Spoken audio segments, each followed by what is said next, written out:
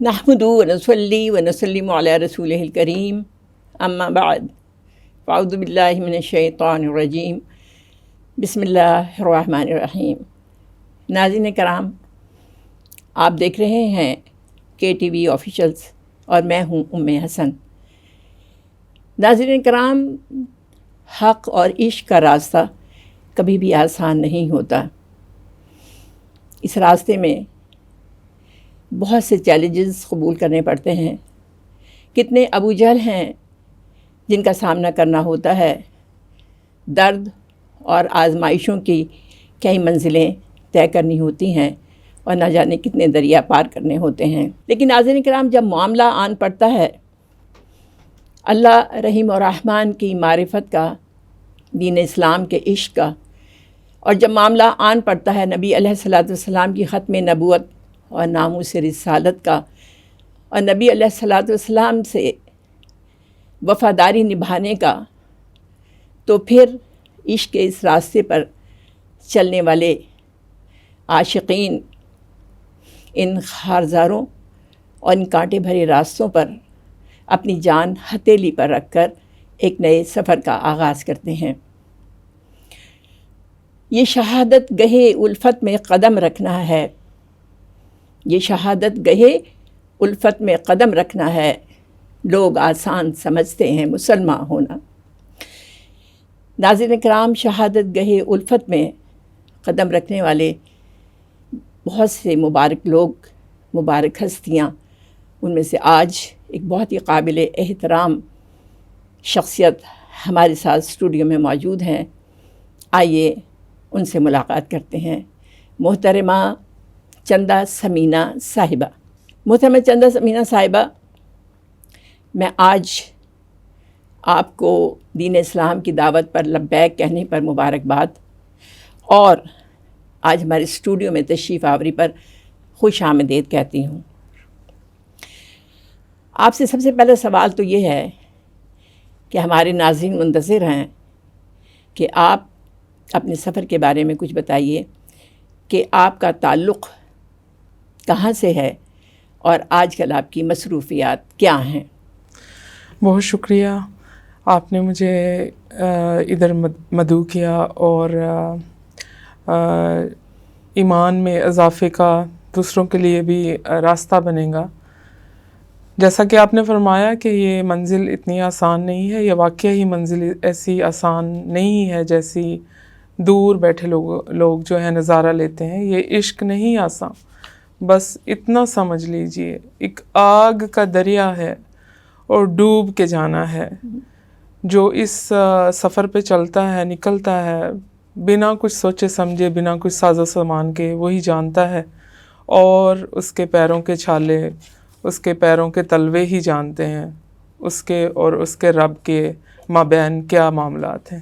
جی، میرا تعلق چناب نگر، جو موجودہ نام ہے چناب نگر، سابقہ ربوہ سے ہے۔ میں پیدائشی قادیانی، اور میری پیدائش بھی ربوہ سے ہے۔ موجودہ میری جو رہائش ہے وہ میں اسٹوڈنٹ لائف میں منتقل ہوئی تھی بیلجیم۔ اب میں بیلجیم کی سٹیزن ہوں، اور قادیانیت چھوڑنے کے بعد میں نے اپنے اسٹڈی کو ٹائم دیا، کیونکہ میرے معاملات اور میرا جتنا بھی کاروباری تھا نظام وہ قادیانیت سے جڑا ہوا تھا۔ تو قادیانیت کو رد کرنے کے بعد میں نے تعلیم میں جو ہے تعلیم کے میدان میں قدم رکھا، اور ہر دن خیر، ہر دن خیر، اور ہر دن ہی خیر ہوا۔ جی جی، اور موجودہ میرا جو اسٹیٹس ہے، میں فیملی کورٹ بیلجیم میں جی بطور فیملی کورٹ کی جج اپنے فرائض جو ہے وہ انجام دے رہی ہوں۔ ہاں جی جی، چندہ ثمینہ صاحبہ، آپ ذرا یہ تھوڑی تفصیل بیان کیجئے کہ جب دین اسلام میں آپ داخل ہوئیں تو آپ نے کب اور کیسے جو ہے اسلام قبول کیا؟ جی، دین اسلام جو ہے وہ ایک تسلسل کا نام ہے، وہ ایک مکمل ایک ایسی چیزوں کا نام ہے جو آپ کے دل میں اللہ کی طرف سے ڈالی جاتی ہیں۔ یقیناً۔ قرآن کریم وہی، सब चीज़ें वही, लेकिन दिल को एक खलिश जो होती थी वो ये होती थी कि जब हम कुरान करीम भी वही पढ़ रहे हैं, कलमा भी बज़ाहिर वही पढ़ रहे हैं, तो जब हमें बाहर की दुनिया में, स्टूडेंट लाइफ में या कॉलेज की दुनिया में, स्कूल लाइफ में या बाहर जब हम निकलते हैं तो हमें गैर मुस्लिम क्यों समझा जाता है और ऑफिशियली आईने पाकिस्तान के तहत हम पे क्यों स्टैम्प है। जी जी, ये जब आप इधर से एक जड़ को पकड़ते हैं कि वाई आई एम नॉट मुस्लिम, मैं क्यों, जब मैं एक कलमा भी पढ़ रही हूँ, मैं एक नमाज भी पढ़ रही हूँ और मैं एक साफ़ सुथरी ज़िंदगी भी ज़ाहरी तौर पे गुजार रही हूँ, तो फिर अगर मुझ पे स्टैम्प है, देखें ना आप मार्केट में जाते हैं उस पे स्टैम्प होती है made in Japan, made in बरतानिया, मेड इन, वो अटेस्टेड होती है मेड इन पाकिस्तान। मुझ पे क्यों स्टैम्प है नॉट मुस्लिम की, क्या वजह है कि हम नॉट मुस्लिम हैं? ये जब आप जड़ पकड़ते हैं तो आगे से आगे फिर आपको कोई ना कोई रास्ता मिलता ही जाता है। जी समीरा, आप ये बताएंगी कि आपके ख़ानदान की कादियानियत की एक लंबी तारीख़ है, तो सबसे पहले आपके ख़ानदान में कौन शख्स था जो कादियानी हुआ था और किन वजूहात की बिना पर हुआ था? जी, बहुत अच्छी आपने सवाल किया, ये बहुत अच्छा आपने पॉइंट उजागर किया। मेरे ख़ानदान में सबसे पहले कादियानियत को कबूल करने वाले या बैत में दाखिल होने वाले जो शख्स थे वो मेरे पड़दादा थे, मेरे दादा जान के वालिद। उनका नाम था कुतुबुद्दीन। तारीख़ अहमदियत में उनका नाम भी है, तारीख़ कादियानियत में उनका नाम भी है। तो उन्होंने, वो पहले शख्स थे जिन्होंने कबूल किया और हम उन्हीं की लड़ी से हैं। और जो उनका भाई था फजलदीन, वो उन्होंने मिर्ज़ा कादियानी को नहीं माना था। फिर आगे चल के उनको ज़दोकोब करके वो अलहदा हो गए थे। लेकिन ये दो भाई दो नज़रियात की बिना पर जुदा हो गए थे। कुतुबुद्दीन जो हैं वो मेरे पड़दादा थे। जी समीरा, आपने जैसे बताया कि आपके ख़ानदान में ये आपके परदादा से तसलसल चला आ रहा कादियानियत का, और अल्लाह ताला ने आपको ये मौका दिया कि आप जो है नूर ईमान से मुनव्वर हुई। आपसे पहले भी कोई शख्स आपके ख़ानदान का ऐसा है जो मुसलमान हुआ? मुझसे पहले मेरे एक ताया जान है, ग़ुलाम रसूल उनका नाम है। उन्होंने कादियानियत को रद्द किया, लेकिन खामोशी के साथ। वो गुमनाम रहे पूरी ज़िंदगी। लेकिन मैं छुप छुप के देखती थी कि कादियानियत को रद्द करने के बायस उनको धुतकार और उनको जो इल्काबात मिलते हैं, उनका नाम ग़ुलाम रसूल था, तो उन्हें फिर नफ़रत और हकारत की बिना पे ग़ुलाम फजूल कहा जाता था। तो मैं सोचती थी कि अगर इस्लाम में और कादियानियत में फ़र्क नहीं है तो वो भी इस घर का हिस्सा थे, गमी खुशी का हिस्सा थे। शादियाँ, ब्याह, फौतगी, सब नाराज़गियाँ, घर में परेशानियाँ चलती हैं, लेकिन वो हर घरेलू मामला से जुदा रहे पूरी ज़िंदगी। और सियालकोट के पास एक गांव है, उन्होंने बिल्कुल गुमनामी और गोशा नशीनी की ज़िंदगी जो है वो गुजार के वो दुनिया से तशरीफ़ ले गए। ये भी चीज़ें कभी कभी सोचने का मौका दिया करती हैं। ऐसे ही है। आपसे एक बहुत ही इम्पॉर्टेंट सवाल मैं करना चाहती हूँ, वो ये कि हम देखते हैं कि कादियानी किताबों में बहुत कुफरिया मवाद शामिल है और बहुत सारी हतक आमेज़ और गुस्ताखाना जो है मवाद मौजूद है। तो सवाल ये पैदा होता है कि जितने भी कादियानी हैं, क्या वो मिर्ज़ा कादियानी की या उसकी आगे औलादों की या दूसरे लोगों की लिखी हुई कुतुब को पढ़ते नहीं हैं कि उन्हें राह हिदायत मिले? ये सवाल बिल्कुल, ये आपका बहुत अच्छा सवाल है।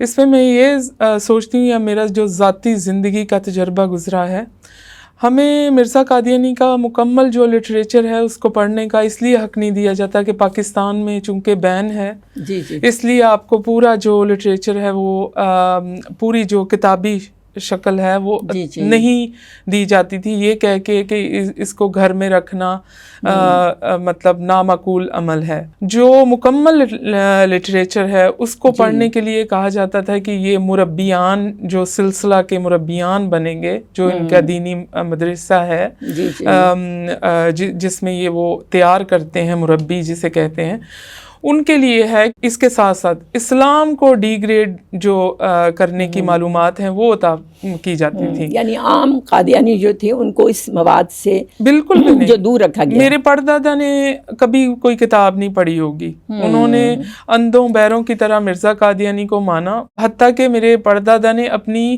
بیوی، اپنی زوجہ کو، جوان زوجہ کو مرزا قادیانی کے کہنے پہ انہوں نے کہا کہ میں نے نہیں ماننا، اس لیے کہ مرزا قادیانی کی اپنی جو بیوی ہے، پہلی بیوی، وہ نہیں مان رہی، تو میں اس کو امام مہدی نہیں مان سکتی اس بندے کو.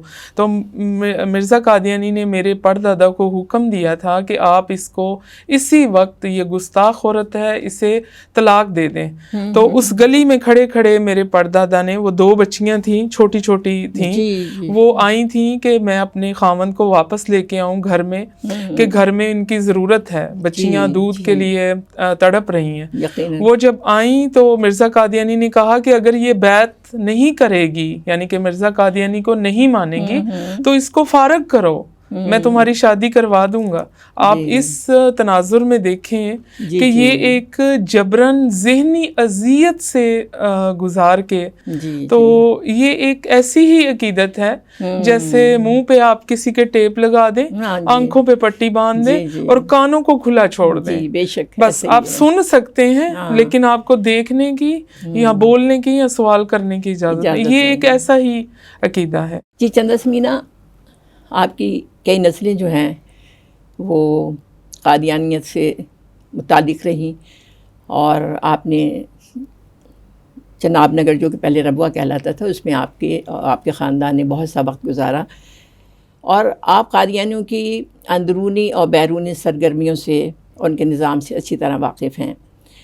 تو ہمارے ناظرین کی دلچسپی کے لیے اور معلومات کے لیے ہمیں یہ ضرور بتائیے، چونکہ آپ تو گھر کی بھیدی رہی ہیں، کہ یہ قادیانی عام قادیانیوں کے ساتھ بھی اور مسلمانوں کے ساتھ بھی کیا سلوک کرتے رہے ہیں، اور انہوں نے جو وہاں پر ایک استحصالی نظام قائم رکھا ہے، اس کا کیا طریقہ کار ہے؟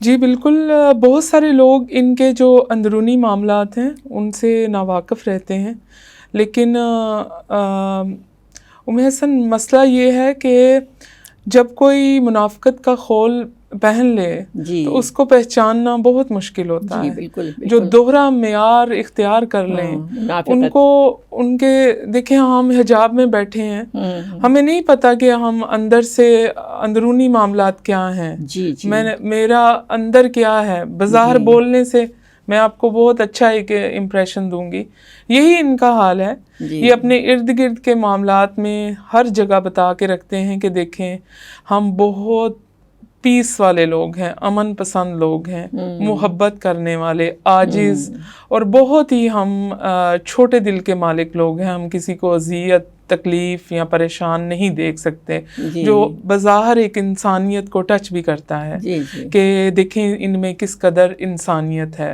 لیکن اس کے پیچھے ان چیزوں کی قیمت کیا ہے وہ ہم بہت اچھی طرح سے جانتے ہیں. اس کے پیچھے جو بغض، حسد، نفرت مسلمانوں کے خلاف، اسلام کے خلاف، اور ہر فرقے کے لیے، ہر اس فرقے کے لیے جو ان فتنوں کا سامنے آ کے اظہار کرتے ہیں یا لوگوں کو بتانے کی کوشش کرتے ہیں کہ یہ ایک فتنہ ہے، یہ ایک دلدل ہے، یہ ایک اذیت ہے، یہ ایک تکلیف دہ چیزیں ہیں، ان سے بچیے گا. تو ان کے لیے یہ باقاعدہ اپنی تنظیموں میں بڑی یونٹی کے ساتھ کام کرتے ہیں، بے حد، جیسے آپ کہہ لیں کہ گول میز کانفرنس، جس میں چند ان کے ہر محلے سے، ہر جگہ سے لوگ ہوتے ہیں، ان کو بہت ٹاپ سیکرٹ طور پہ اسلام کے خلاف، اور ہر طرح کے مسائل میں جو ہے وہ مسلمانوں کو دیکھ کے اور تڑپ محسوس نہیں کرتے، خوش ہوتے ہیں۔ جیسے اسلام مولوی کیا بتاتا ہے، اسلام مولوی کیا دے رہا ہے دنیا کو یا بچوں کو، تعلیم، مولوی کیا دے رہا ہے، ہدایت۔ اور ہم جب چھوٹے تھے تو ہمارے دل میں اس قدر مولوی ازم کی، اسلام کی اس قدر نفرت تھی کہ ہم جب کسی مولوی کو دیکھتے تھے تو 10 دفعہ توبہ کرتے تھے اور نفرت سے دیکھتے تھے۔ جہاں ہمیں داڑھی اور پگڑی نظر آ جاتی تھی، ہمارے دل میں ایک عجیب سی نفرت والے جذبات پیدا ہوتے تھے۔ لیکن پھر آہستہ آہستہ پتہ چلتا ہے کہ مولوی کا کیا قصور ہے، اس پگڑی کا کیا قصور ہے، اس داڑھی کا کیا قصور ہے۔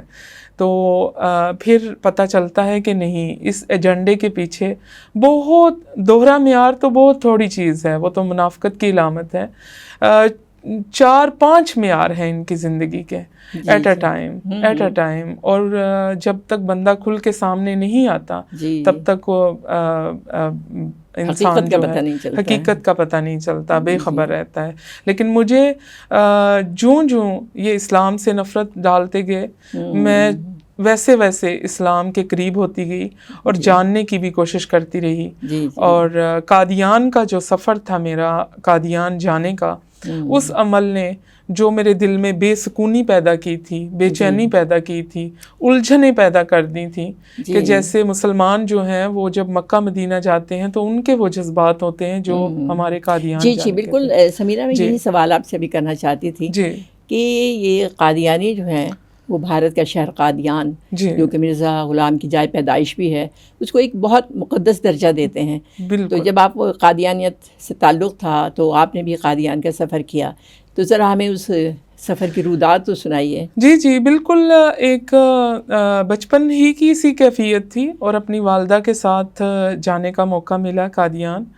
تو میں قادیانیت کے لیے بہت زیادہ سینسٹیو اپنے جذبات رکھتی تھی ہمیشہ سے۔ میں نے آپ کو بتایا کہ میں یہ سوچا کرتی تھی کہ ہمیں کیوں ہم پہ اسٹیمپ ہے، ہم کیوں غیر مسلم ہیں ہمیں کہا جاتا، اور میں تو قانون سے باقاعدہ بڑی ہو کے لڑوں گی، لڑائی کروں گی، فائٹ کروں گی، ایجوکیشن میں جاؤں گی، اسمبلی تک میں چلی جاؤں گی کہ دیکھیں ہمیں کیوں ہمارے اوپر سے یہ لیبل ہٹایا جائے، کیونکہ ہر جگہ، پاسپورٹ آفس میں، شناختی کارڈ، ہر جگہ پہ جب مجھے یہ سامنا کرنے کو ملتا تھا یا میری والدہ کو، تو میرے دل میں پاکستان کے لیے ایک عجیب سی نفرت پیدا ہوتی تھی کہ دیکھیے۔ لیکن جب میرا قادیان جانا ہوا تو میں نے محسوس کیا کہ جس محبت اور عقیدت اور چاہت کے ساتھ ایک مسلمان جو ہے فرد واحد جب جاتا ہے مکہ یا مدینہ، تو جب اس کے دل کی جو حالت ہوتی ہے اس مقام تک پہنچنے کی، وہ قادیانیوں کے ہاں قادیان پہنچنے کی پائی جاتی ہے۔ اور آپ نے فرمایا کہ یہ شہر ہے، یہ چھوٹا سا گرداسپور ضلع کا چھوٹا سا ایک قصبہ ہے قادیان، چھوٹا سا، چند گلیاں ہیں اور چھوٹا سا یہ ٹاؤن بھی نہیں ہے، چھوٹا سا قصبہ ہے، دیہاتی بالکل ماحول ہے اور دیہاتی طرز زندگی ہے موجود ادھر۔ تو ادھر جب میرا جانا ہوا اپنی والدہ کے ساتھ، تو ان کی محبت اور چاہت کو دیکھتے ہوئے منارہ جو مسیح نظر آ رہا تھا اس کو چومنا، اس کے قریب جا کے رونا، اپنی حاجات بیان کرنا، پاکستان کے لیے بد دعائیں کرنا، اوپر اپنے دوپٹے مس کرنا۔ اور ایک چیز جہاں سے مجھے بہت ہی زیادہ بے چینی معلوم ہوئی وہ تھا مرزا قادیانی کی زندگی میں بنایا ہوا بیت الدعا۔ وہ چھوٹا سا ایک کمرہ ہے، لکڑی کا ہی سمجھ لیں، بالکل چھوٹا سا ہی لکڑی کا دروازہ ہے اور لکڑی کی سٹیپ ہیں 5-6 اوپر والی منزل پہ، پھر اوپر بالائی حصے میں۔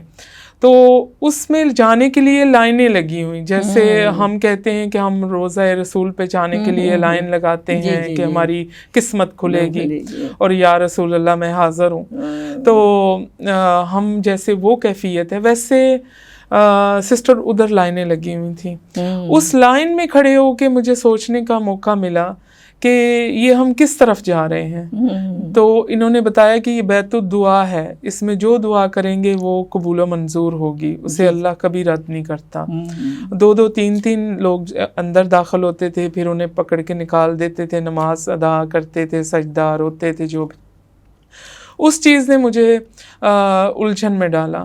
پھر مرزا قادیانی کی قبر پہ روزانہ کا چکر لگانا صبح کے ٹائم, اس جلسے کے نے مجھے دلی سکون دینے کی بجائے سسٹر بے چین کر دیا, پریشان کر دیا. وہ تجسس آپ کو اور بڑھتا جی گیا. تجسس. اور میں نے ایک چیز مرزا قادیانی کا حجرہ, ہر چیز کو دیکھا, تو میں فیل کرتی تھی کہ جو دوسری خواتین کو محسوس ہو رہا ہے قادیانی خواتین کو, وہ مجھے کیوں نہیں ہو رہا. مجھے محسوس ہوتا تھا کہ مجھے کیوں نہیں ایسا محسوس ہو رہا. میں محسوس کرنے کی بھی کوشش کر رہی تھی, کیونکہ میں گھر سے تو اسی محبت سے نکلی تھی, اسی چاہت کے ساتھ نکلی تھی. پھر میں نے اپنی والدہ کو ادھر ہی التجا کی کہ والدہ محترمہ, آپ کو کچھ محسوس ہو رہی ہیں چیزیں, یا کہ ہم ٹھیک راستے پہ ہیں اور ہم 5 ٹائم اے ڈے نماز پڑھتے ہیں اور ہم کہتے ہیں کہ اے اللہ مجھے سیدھے راستے پہ لگا. تو مجھے تھوڑا ترجمے کی بڑی ہوتی تھی کہ, تو والدہ سے میں نے پنجابی میں بات کی کہ امی تانوں ہی اس طرح سکون ہے جنج دوسریاں نو ہے, مینوں وہ سکون نہیں ہے. تو میری والدہ میرا منہ چوم رہی تھی اور کہتی تھی تھیے گل تے سچ ہے, گل تے سچ ہے, اتنا پیسہ بھی لائے ہیں, پینڈا بھی کٹ آئے ہیں, تے سمجھ بھی کچھ نہیں آ رہی. سچ اور حق آپ کے اندر بول رہا تھا. وہ اس نے اس چیز نے اس سفر نے میری والدہ کو بھی سوچنے پہ مجبور کیا, کیونکہ میں گھر میں سب سے چھوٹی ہوں. محبت والا انداز تھا میرا, پیار والا. تو والدہ نے اس بات پہ کان دھرا, تو کیا کہ اسی تے انے ملنگ گئے ہیں, جداں ساڈے وڈیاں نے کیا ادا ہی اسی مان لیا. تو پھر وہ پڑھنے کا, آگے بڑھنے کا, اور یہ جو ایک تجسس ہے نا سسٹر, یہ بہت بری بلا ہے. یہ جس کو چمٹ جاتا ہے نا, وہ سکون نہیں پاتا. پھر وہ بے چینی آپ کی ہر دن بڑھتی ہے. اور پھر خاندانی مجبوریوں کے تحت تھوڑا انتظار چلتا رہا. تو اس طرح سے. جی اچھا سمینا, یہ ایک حقیقت ہے کہ یہ قادیانی جماعت جو ہے وہ چندوں پر چلتی ہے, فنڈنگ ہوتی ہے اس کی, اور یہاں تک کہ مختلف NGOs حتیٰ کہ باہر کے دوسرے ممالک جو ہیں ان کی باقاعدہ ان کو جو ہے مالی امداد فراہم کرتے ہیں. تو اس کے ساتھ ساتھ ہم دیکھتے ہیں کہ اس قادیانیوں نے جو اپنا ایک اکنامکل سٹرکچر بنا رکھا ہے, اکنامکل سسٹم ہے, اس نے قادیانیوں کو اپنے اندر بہت جکڑ رکھا ہے, اور ہر شخص جو ہے وہ اس کا پابند ہے. تو یہ جو ان کا استحصالی جو اکنامکل سٹرکچر ہے, اس کے بارے میں کچھ تفصیلات سے ہمیں آگاہ کیجیے. جی بالکل, ان کا جو بالکل آپ نے صحیح فرمایا کہ یہ جو چندہ کا ان کا نظام ہے, پیسے کی جو فنڈنگ ہوتی ہے, یہ آپس میں ان کی اس قدر مضبوط ہے, اور جس کو یہ لت پت لگ جاتی ہے وہ سروائیو ہی نہیں کر سکتا. اسے لگتا ہے کہ میرے کام سدھریں گے نہیں جب تک میں کما کے ان کو دوں گا نہیں. اور ایک بات یہ کہ گھر میں ایک سربراہ ہوتا ہے, جیسے والد یا بھائی یا والدہ, صرف انہی پہ واجب نہیں ہے ان کی جو چندہ کا نظام ہے.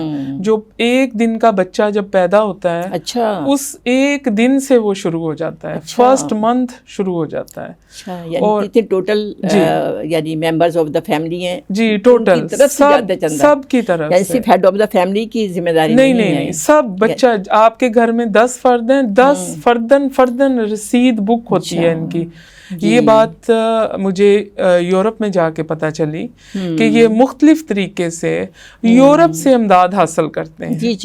جیسے ان کو بتاتے ہیں, فار ایگزامپل جب پاکستان میں کوئی مصیبت آتی ہے یا اللہ کی طرف سے کوئی آزمائش آ جاتی ہے, زلزلہ ہو گیا, یہ پوری دنیا میں ہے نظام, جیسے کوئی سیلاب آ گیا, فلڈ آ گیا, یہ کیا کرتے ہیں اپنے نمائندے بھیج کے ادھر کی فوٹوز کلیکٹ کرتے ہیں اور پھر بڑے اداروں کو جا کے وہ اسے کہتے ہیں کہ آپ انسانیت کے نام پہ ہمیں فنڈ کریں. پھر وہ جو غیر ملک ہیں دوسرے وہ سب ان کو فنڈنگ کرتے ہیں اور وہ پیسہ ان کی امداد کے لیے نہیں لگایا جاتا. اس کو تو یہ کہتے ہیں کہ یہ جو عذاب آ رہا ہے یہ مرزا قادیانی کو نہ ماننے کی وجہ سے آ رہا ہے. یہ جیسے اس نے نظموں میں بھی لکھا ہے کہ اب چلے آتے ہیں یارو زلزلہ آنے کے دن, کہ زلزلہ آئیں گے. اور لیکن اگر آپ قرآن کریم پڑھیں تو آپ کو پتا ہے کہ اللہ کی آزمائش ہے, بالکل آزمائش ہے. اور ان چیزوں کو مرزا قادیانی سے جوڑ دیا گیا ہے. جو لوگ مرزا قادیانی کو یا قادیانیت کو نہیں مان رہے, اس لیے جیسے سیلاب آ گیا تو ہم خوش ہوا کرتے تھے بچپن میں, اچھا ہویا فلانے دن نے جانور چلے گئے, اچھا ہویا ہے پنڈ ختم ہو گیا, اچھا ہویا دیکھا نا مرزا قادیانی کو مان نہیں رہے. بچپن تھا نا, ایک ذہن میں بنا ہوا تھا. تو یہ چیز انسانیت کے نام پہ یہ دوسری قوموں سے پیسہ اکٹھا کرتے ہیں. دیکھیے ساری جتنی بھی تفصیلات ہیں, سے یہ پتہ لگتا ہے کہ باہر سے جو کچھ بھی یہ فنڈنگ لیتے ہیں تو گویا یہ ایک بیگنگ ہے جو مختلف ممالک سے یا این جی او سے لیتے ہیں, اور یہاں اپنے قادیانیوں سے بالکل ایسے لگتا ہے کہ یہ گنڈا ٹیکس کے طور پر یہ سارا وصول کرتے ہیں. تو یہ بہت ہی ایک ظالمانہ جو سسٹم ہے یہ کام کر رہا ہے. ہم اپنی خواہشات کو مارنے کے سسٹر اس قدر عادی ہو چکے تھے. میں نے یقین مانیے کہ مجھے جب میں چھوٹی تھی تو مجھے پتا ہوتا تھا کہ اگر کوئی مجھے دے گیا ہے نا عید شب رات پہ 10 روپے, بڑی مانی ہوتی تھی 10 روپے کی, بڑی قیمت ہوتی تھی, تو وہ یہ کوئی نہ کوئی آ جائے گا تو چندے والے لے جائیں گے مجھ سے. تو مجھے یاد ہے کہ میں کئی دفعہ ایسی جگہوں پہ وہ پیسے چھپا دیا کرتی تھی کہ اپنی خواہشات کے لیے, کہ کبھی مجھے بھی ضرورت پڑ سکتی ہے پین لینے کے لیے, پینسل, وہ کبھی ایسی جگہ پہ رکھ دیتی تھی وہ ملا ہی نہیں کرتے تھے. اور وہ اس وقت مٹی کے غلے بناتے تھے لوگ گھر میں, پیسے اسپار باکس جسے کہتے ہیں, اس میں ایکسٹرا پیسے. تو میری والدہ کہا کرتی تھی کہ اس کو کھولو تاکہ ہم اپنے چندے جو ہیں پورے سال کے بقایا وہ ادا کر سکیں. اور وہ گنتے تھے جب ہم پیسے, تو ہمیں ہوتا تھا کہ یہ ہماری خواہشوں کے پیسے ہیں, یہ ہم نے اپنی انا کو ختم کر کے اس میں ڈالے ہوئے ہیں, یہ بھی چندے میں جائیں گے. کیونکہ مڈل کلاس فیملی کا سرکل جو ہے وہ ایسا نہیں ہوتا کہ ہمارے بزنس تھے بہت بڑے. مڈل کلاس فیملی آپ جانتے ہیں کہ کیسے سروائیو کرتے ہیں. تو یہ چندے کے نام پہ ایک ذہنی اذیت میں ڈالا جاتا ہے, بلکہ ظلم کہہ لیجیے آپ. جی ظلم ہے, ظلم ہے, ابھی تک ظلم ہے. حالانکہ یہ یورپ میں رہ رہے ہیں, میں بہت سارے بچے بچیوں کو جانتی ہوں جنہیں کہا جاتا ہے کہ آپ سیکنڈ ہینڈ چیزیں, جسے آپ ادھر پاکستان میں لنڈے کی چیزیں کہتے ہیں, سیکنڈ ٹائپ, وہ آپ پہنے اور اپنی خواہشات کو مار کے وہ جو خلیفہ ہے مرزا مسرور, اس کے لیے آپ فنڈنگ کریں. تو بچوں کو یہ سکھایا جاتا ہے. اب دیکھیں کہ ایک جوان بچہ یورپ میں پیدا ہونے والا جب وہ بڑا ہو کے سیکنڈ ہینڈ شاپ پہ یا لنڈے کی شاپ پہ جائے گا تھرڈ ہینڈ خریدنے, اس کے جذبات کیا ہوں گے کہ وہ اپنے ہی پیسے اپنے پہ استعمال نہیں کرا, خود وہ سیکنڈ ہینڈ چیز پہن رہا ہے. تو میں نے یورپ میں بھی معاملات کو تکلیف دہ دیکھا, تکلیف دہ ہے معاملات. چندے والا جو جبرن بالکل استحصال کرنے والا نظام ہے وہ ایک اذیت ہے سسٹر. ہاں جی, میں آپ سے یہ پوچھنا چاہوں گی کہ اللہ تعالیٰ نے آپ پر بہت کرم کیا ہے, اور آپ کے اندر جو طلب تھی اور حق کی تلاش تھی, اللہ تعالیٰ نے اس سے آپ کو بڑے ایک مشرف فرمایا اور آپ کو ایک اعزاز بخشا. اب اتنے سارے لوگ آپ کے خاندان کے یا دوسرے ارد گرد یا آپ باہر رہتے ہیں وہاں بھی جو قادیانی ہیں, اور ان کی جو حالت ہے اور کس طرح وہ جہنم کی طرف جو ہے بڑھ رہے ہیں, تو آپ اپنے ذاتی طور پر جب آپ خود جو ہے دین اسلام کی روشنی سے اپنے آپ منور کر چکی ہیں, تو اس سلسلے میں آپ مزید اس سلسلے میں کیا کام کر رہی ہیں؟ یہاں چناب نگر آپ تشریف لاتی ہیں یا بیلجیم میں بھی ہیں, اس سلسلے میں آپ ہمیں کچھ تفصیلات بتائیں گی. یقیناً آپ کا جو جذبہ ہے اس کو سلام کرتے ہیں ہم, اور اس کی تفصیلات بھی کہ آپ اس سلسلے میں کیا کام کر رہی ہیں. ہر لمحہ ہر ٹائم کوشش کرتی ہوں، اور اپنے خاندان کو فرداً جو ہے دعوت اسلام سب سے زیادہ میں جو ہے کوشش سب سے پہلے اپنے خود کے بہن بھائیوں کے لیے، وہ سب سے میرے لیے دل کے قریب ہیں، اور رحم کا رشتہ بھی ہے میرا ان کے ساتھ. وہ ان کی دتکار کے باوجود میں ہر دم ان کے لیے اور ان کی اولاد کے لیے کوشش بھی کرتی ہوں، اور نکل بھی رہے ہیں، اور اسلام کو قبول بھی کر رہے ہیں. اور اس چیز پہ اگر کوئی دعوت اسلام کو ایکسیپٹ کر لے کہ اچھا میں آپ کی بات پہ غور کروں گا، تو سسٹر یقین کیجئے کہ وہ اس راستے پہ ضرور چل پڑے گا.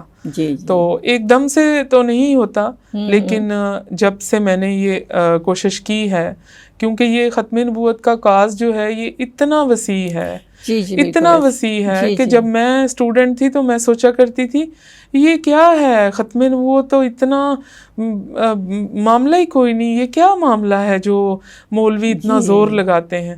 تو اب میں سوچتی ہوں کہ سارا زور، ساری توانائی، ساری آپ کی جوش جنون اس کام کے لیے وقف ہونا چاہیے. آج آپ KTV آفیشیل کے اس انٹرنیشنل چینل پر موجود ہیں، تو آپ آج پوری دنیا کے قادیانیوں کو جو کہ دجل کے بنائے ہوئے چنگل اور شکنجے میں پھنسے ہوئے ہیں، انہیں آپ کیا پیغام دینا چاہیں گی؟ میں سسٹر یہی پیغام دینا چاہوں گی کہ قادیانیت اسلام نہیں ہے. میرا سلوگن پہلے دن سے یہی تھا، اور پاکستان میں تو بہت سارے جو ہے تنظیمیں اس کے لیے کام کر رہی ہیں، اور بہت پڑھے لکھے انسان میں نے دیکھے ہیں، لوگ جو اس کام میں آ کے اپنے آپ کو وقف کر دیتے ہیں.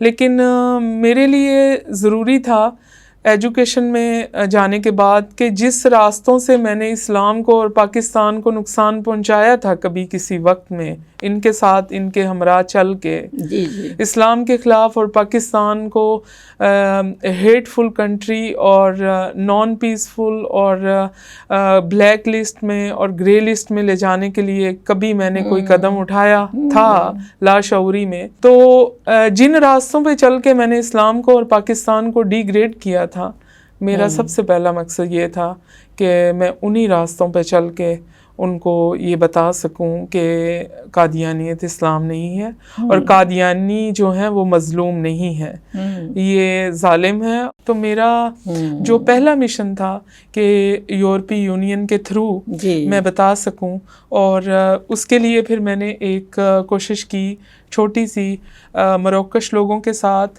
ترکش لوگوں کے ساتھ، افغانستان کے لوگوں کے ساتھ، انڈونیشیا، جتنی ادھر مجھے کمیونٹیز ملی ان سب کے علماء کرام کے ساتھ بیٹھ کے اپنے ان تحفظات کو رکھا، اور انہوں نے پھر میرے ساتھ جو ہے ایک بنائی جس کو اسائنمنٹ کہتے ہیں، پوری ایک اسائنمنٹ تیار کی ہم نے کہ یہ فلاں وقت میں اس نے دعویٰ کیا اور پھر اسلام کے مخالف یہ چل پڑے. یورپ نے اس اسائنمنٹ کو قبول کیا، اور انہوں نے کہا کہ ہم نے بھی بہت ساری چیزیں دیکھی تھیں لیکن ہمیں اندازہ نہیں تھا کہ یہ قادیانیت ایک فتنہ ہے، ہمیں اندازہ نہیں تھا جو اب ہوا ہے.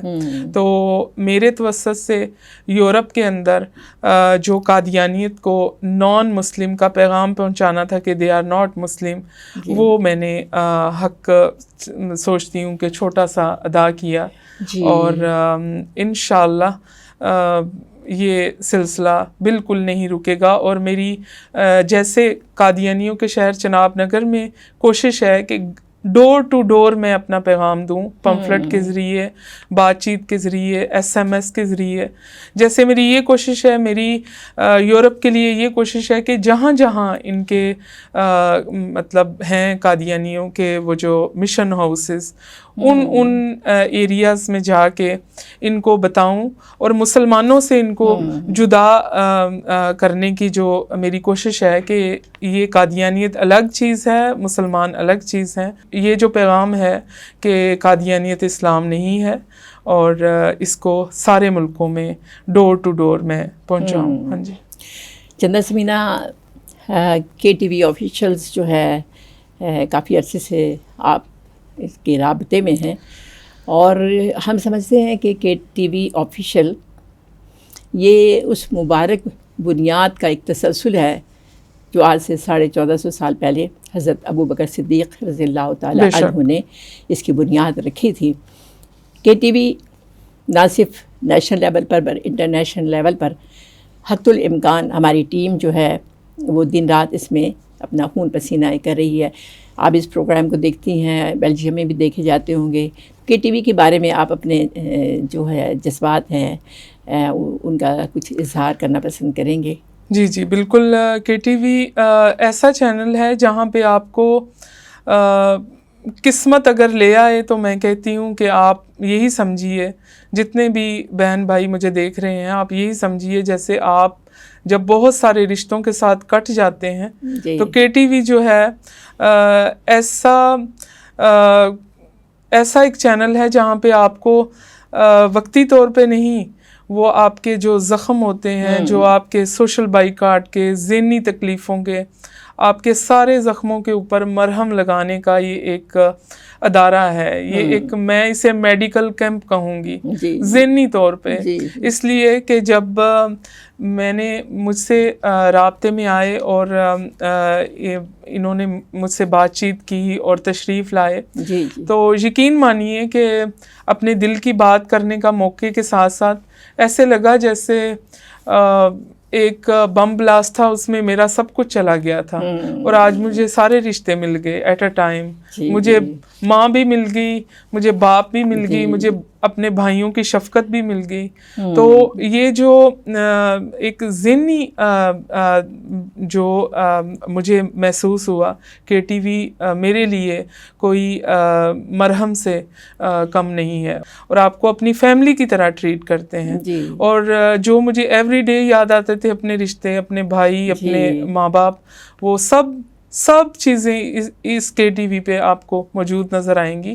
اور میری دل کی جو دعائیں ہیں وہ ہمیشہ KTV کے ساتھ رہیں گی، کیونکہ انہوں نے اس وقت میرے سر پہ ہاتھ رکھا جب میں اپنے آپ کو بہت تنہا اور اکیلا محسوس کرتی تھی۔ بہت شکریہ چندہ سمینہ صاحبہ، آپ نے اتنی خوبصورت الفاظ میں اپنے جذبات کا اظہار کیا اور ہمیں خراج عقیدت پیش کیا آپ نے KTV آفیشیل کی پوری ٹیم کو، اور آپ کی شرکت کے لیے ہم دل کی گہرائیوں سے آپ کے شکر گزار ہیں۔ آپ نے اپنا بہت سا قیمتی وقت دیا، آپ قریب بیلجیم جا رہی ہیں، انشاءاللہ حق کی اس جد و جہد میں ہم آپ کو سمجھ لیجئے کہ اپنے بہت دل کے قریب پاتے ہیں۔ بہت شکریہ، تو آپ کی تشریف آوری کا بہت بہت شکریہ۔ آپ کا بھی بے حد شکریہ جو آپ نے مجھے ٹائم دیتے ہیں، اور ہمیشہ میرے لیے آپ کی آنکھوں میں اس قدر شفقت اور محبت ہوتی ہے کہ میں چند لمحے کے لیے اپنے ماں باپ کو کھونے کا دکھ جو ہے وہ بھول جاتی ہوں۔ بے حد شکریہ، جزاکم اللہ خیر۔ بے حد شکریہ۔ ناظرین کرام، آج آپ نے ہمارے اس پروگرام میں محترمہ چندہ سمینہ صاحبہ کی اس مبارک سفر کی رودار سماعت فرمائی۔ کتنی کٹھنائیاں تھیں، کتنی مخالفیں تھیں، لیکن ان کے جذبے کتنے جوان ہیں اور مبارک ہیں۔ ہم ان کی کوششوں کو، ان کے جذبوں کو سلام کرتے ہیں۔ ایسی لوگوں کے بارے میں کہا گیا ہے کہ مت سہل انہیں جانو، مت سہل انہیں جانو، پھرتا ہے فلک برسوں، تب خاک کے پردے سے انسان نکلتے ہیں۔ ناظرین کرام، پروگرام کے اختتام پر آپ سے اجازت چاہتے ہیں اس خوبصورت دعا کے ساتھ کہ اللہ کریم آپ کو، ہمیں اور ہم سب کو وہ تمام خیرات عطا فرمائیں جو نبی علیہ الصلوۃ والسلام کو عطا فرمائیں، اور ان تمام شرور سے محفوظ فرمائیں جن سے نبی علیہ الصلوۃ والسلام کو محفوظ و مامون فرمایا۔ اگلے پروگرام تک کے لیے اجازت دیجیے، خوشیاں بانٹیے اور آسانیاں بانٹیے۔ اللہ تعالیٰ آپ پر کرم فرمائیں گے۔ اللہ حافظ۔